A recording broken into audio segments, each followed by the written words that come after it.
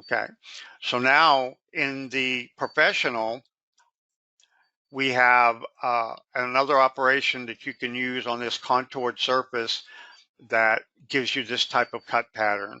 So it's called 3D offset pocketing.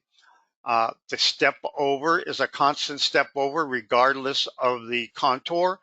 So this distance between the cut path is the same all the way down as it contours around, and it's in a circular cut pattern, an offset cut pattern, which this gives you a really good surface finish instead of just going one way and then back over the other way. You can do it all in one operation just by tightening up the step over.